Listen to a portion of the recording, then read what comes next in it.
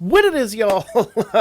So I realize, despite my best efforts, we've not actually talked about Record Buster yet, and this is a fun one we need to talk about. So let's have a quick video about Record Buster. I say quick, it's probably not going to be quick. These videos are never quick. Now, I'm going to go ahead and admit I don't have the best score here. Like, my score is not great, though it's not bad at all. I definitely would prefer to be in the top 50, but to be in the top 50, real talk, honestly, you have to have summoned on the new banners. And for me, I've been telling you guys to wait, don't summon, and save. So that's what I did. I might break that rule a little bit, but honestly, right now, like, I think it's so incredibly important to save. Get one of each of the new units and, you know, just kind of go from there. Like, it is just not worth summoning at the moment. It really is not. Aside from, like I said in the video last week, where obviously getting one of each of those units, you could pretty much pay back your Iris almost instantly. Right now, there's just so many reasons not to summon. So don't go crazy. Get one of each unit. Don't worry about this Record Buster, because honestly, you can use a team like mine and get a very, very, very respectable score. You're not going to be in the top 50, but you could definitely do top 500, no questions asked. So why do I say this? Well, Revis this time around is very resistant to magic units. In fact, using magic is almost completely null and void on this one. Why is that? Well, because Revis will basically is naturally buffed against magic units 100%. Now, every other element is neutral with the exception of water and thunder. Water is down, I believe, 50%, and thunder's down 60% if I recollect exactly. But it's not really important because I'm going to go ahead and show you guys today how not to use those, because really to do that, you're going to need the new units. So instead, we're going to be using this team. And you've seen this team 100 times in this channel. This is not a new team. With one exception, we're going to sack Shakti, and that's just simply because Shakti has the physical resistance. You need physical resistance on this. Now, obviously, the preferred assists on this one, these two are heavy magic, so I'm putting them on, well, one's on Haruhime, and that's just to give everybody fire and light damage. Our light resistance, I think she's light, pretty sure she's light resistance. Would make sense for the position she's in, but let me just double check, make sure I'm quoting it correctly. I know she's 20% light. Yeah, so light and wind attack damage 15%. So sorry, so then she's the water and fire attack damage. So there we go. So our attack damage unit's here, because that's right, he's resistance.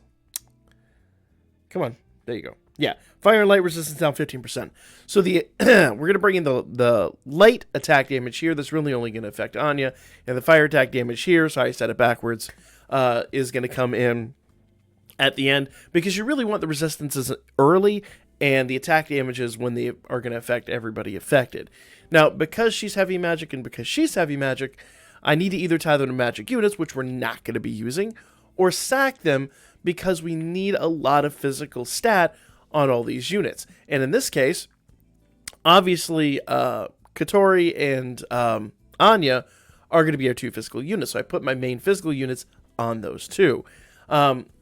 Now, Finn has a slightly better physical stat than Osvi, if we're talking about the assist side. Osvi's like slightly lower than him, so in this case I put Finn on Elise, though I'm going to be honest, I'm probably going to swap Elise off this team later today. Hint, hint as to what I'm probably going to be working on later. But for now, this is a good fit. It seems to do quite well, and we're going to go ahead and jump in here and just do a quick run. Now, I'm going to go ahead and make sure I have to get, auto battle off. So, we do have skill flow once again, so if you haven't set up a really good skill flow, make sure you do that.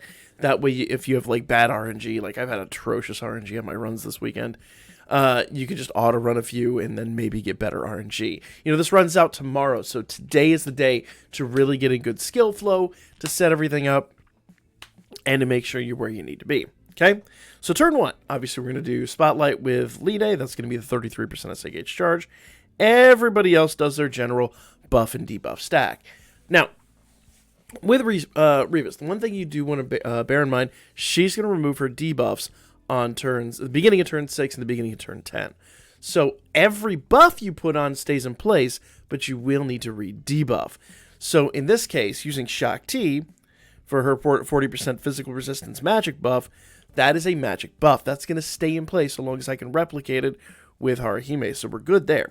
So we're going to do that. 40% physical resistance. That's going to be really important to surviving to the end of the game here.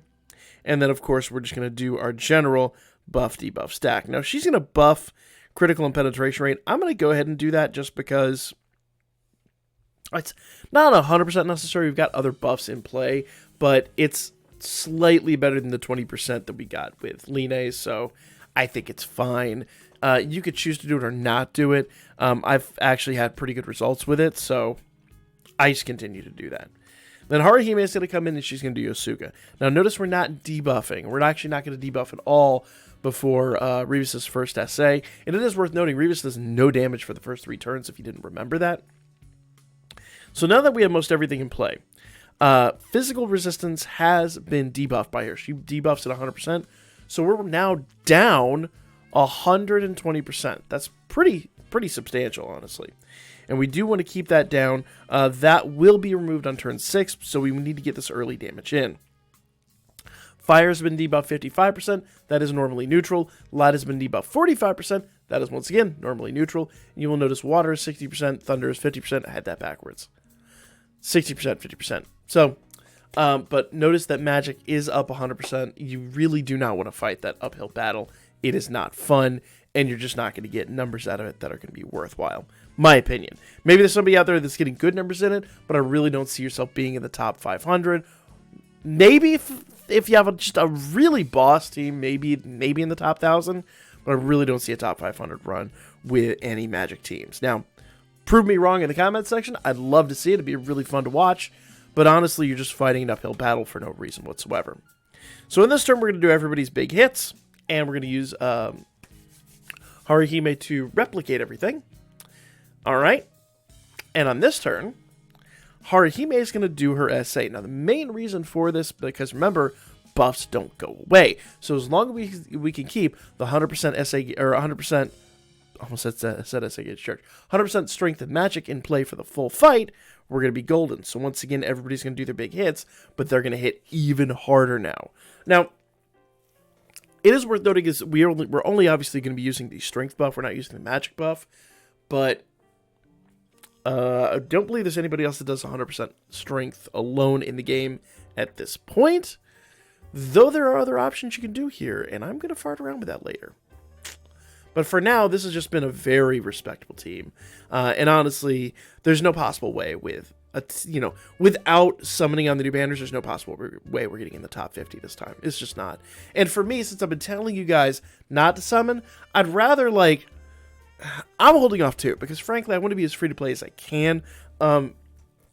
With all the units that we've had, I'm not going to be upset if I miss out on them for quite a bit of time. Situations that like this, I've just long accepted that I'm going to suck up and I'm not going to be very good at. But, we're going to do the best we can in all these situations. And plus, it's going to help me, show you guys what you can do here in the game. Now, obviously, we took Haruhime took a big hit there, but we're going to go ahead and do Yosuga for the healing and for the buff replication. And one more turn, everybody's going to do their big hits. There you go. Haruhime, you got to heal, girl. There you go. That is the one downside to this strategy. There is a big, honest chance Haruhime could croak. I'm not saying it's a perfect strategy, but it's a strategy nonetheless. And it's really only 1 out of 10 runs that she does anyway.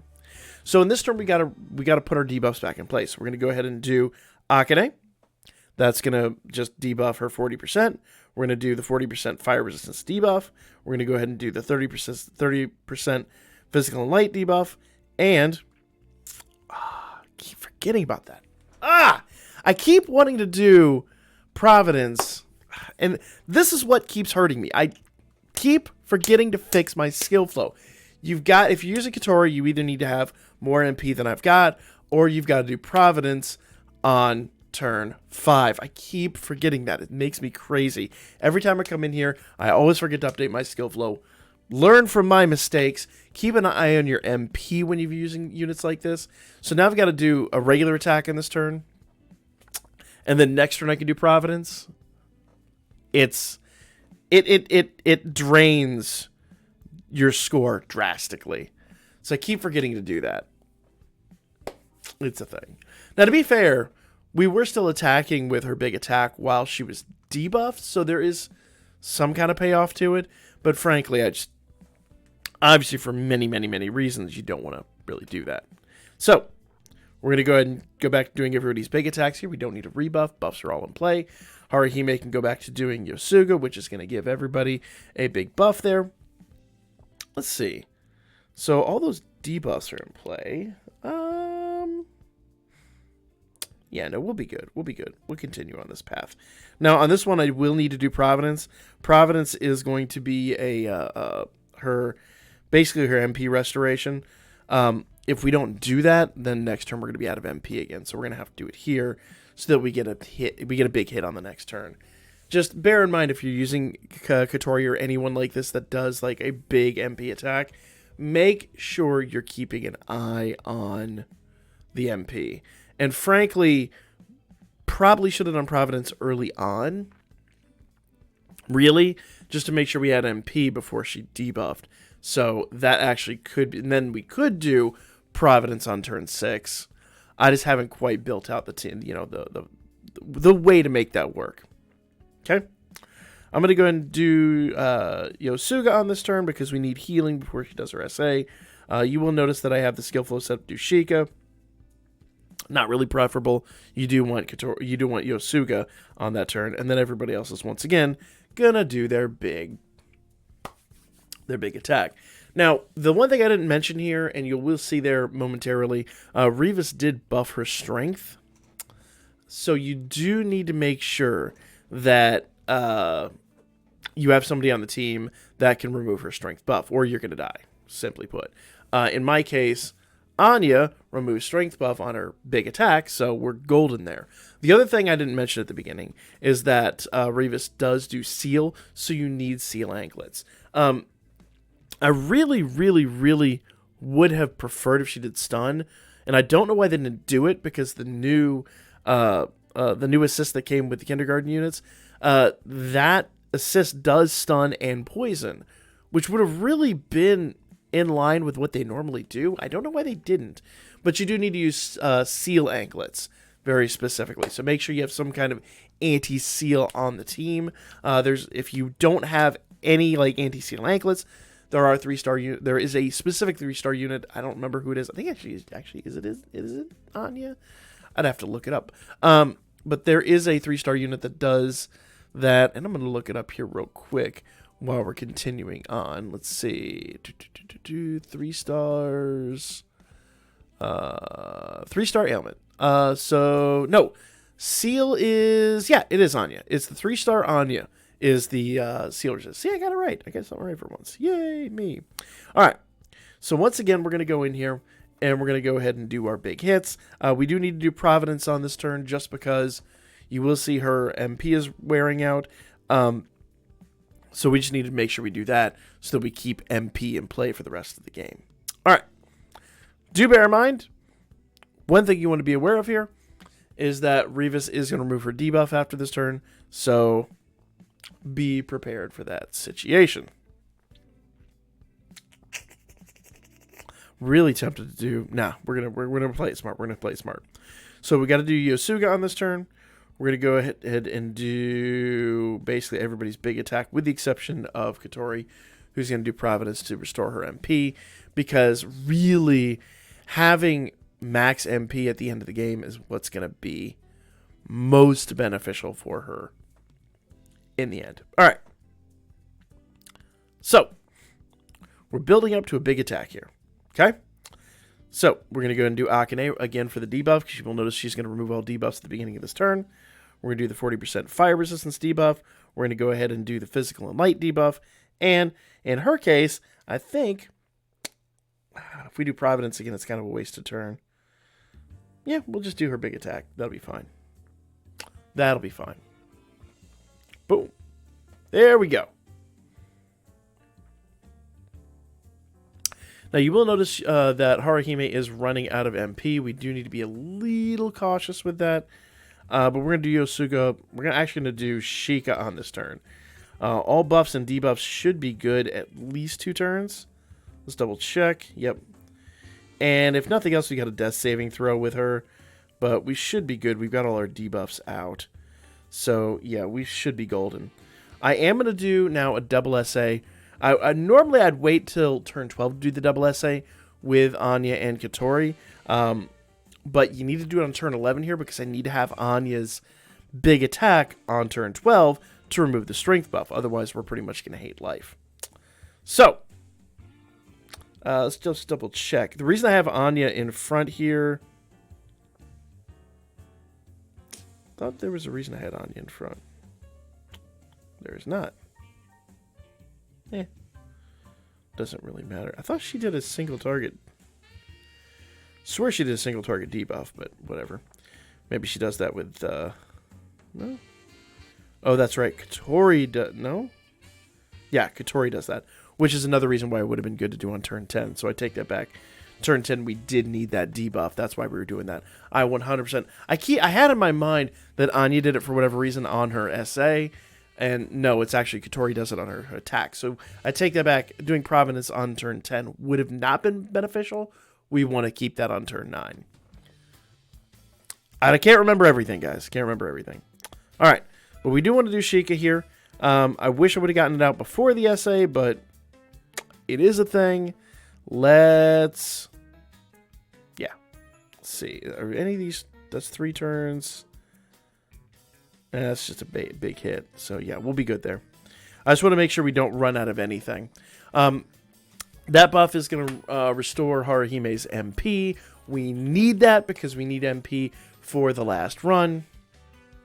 Basically, all 3 of the last turns, we've got to have at least as much of Haruhime's MP as humanly possible. When she starts to run out, we can use her as an attacker. Not that she's going to do much, but, you know, the little bit she's going to whittle away is going to be nice.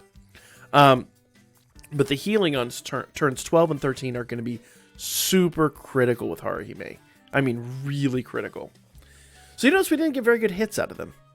And the honest answer is you're probably not going to with this team. This team isn't going to produce insane damage. Though if I'm honest, I'm a little disappointed with what they did there, and I've got an idea of how to fix it.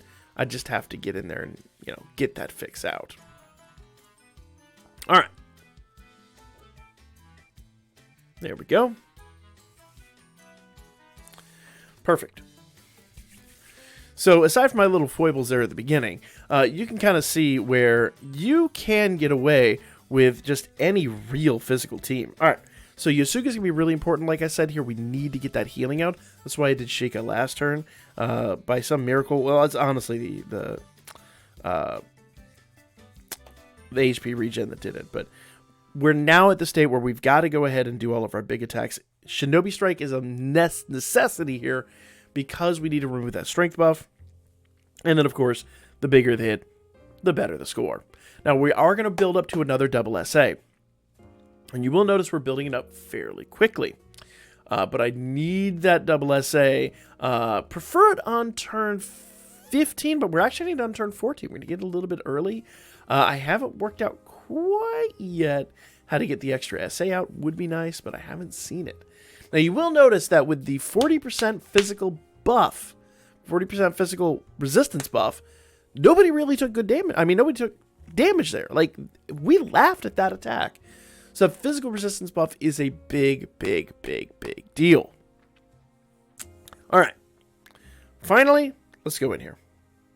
So, what am I going to do with this last couple of turns? Well, first of all, I'm going to go ahead and do Yosuga. We need to get some healing out there. She's going to hit pretty respectably. Not insanely, but these next hits don't feel very good, so we need to have healing. And then we just need to make sure that we are spamming our big attacks. That's going to get us the most amount of damage humanly possible. There we go. Good job. Good job. Good job. Like that. So aside from my screw up at the beginning, this has actually been a respectable run. So now I can use Akane. Obviously, magic isn't going to do a whole heck of a lot, but it is going to chip away at her health a little bit with how much we've debuffed fire. It's not going to be great, but it's going to help the score ever so slightly. And everybody's buffs and debuffs should be far enough out that we are not going to run out of turns. So buffs are golden. Let's just double check the debuffs. Yeah, 3 turns is the minimum. We're good on that. We ain't got nothing to worry about. We only have 2 turns to survive anyway. So with that, we're going to go ahead and do the single target attack with Elise, and then another double SA here. Hopefully this one hits a little bit better. That would be the goal. Now, there is something to be said for maybe saving the double SAs until after Revis does the big debuff. Boom. See, they hit better here. But I haven't found a good way to do that, if I'm honest. Simply put, like if you could do a turn 13 then turn 15 double SA, I just haven't found a way to make that work. That would improve my score drastically. But I simply have not found a way to unfortunately make that work. So if you can find a way to make that work, you can beat my score by leaps and bounds. But here we go. This is it. Normally Haruhime dies here. It doesn't look like she's going to. But I don't need... And there we go. No. I don't like that. Alright. So I just need to make sure we get our hits out before... Because if Elise dies, I'm not too terribly worried about it. But I need Katori to not die. There we go.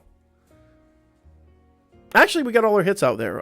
So the only thing we missed out on was a retaliatory hit from Elise.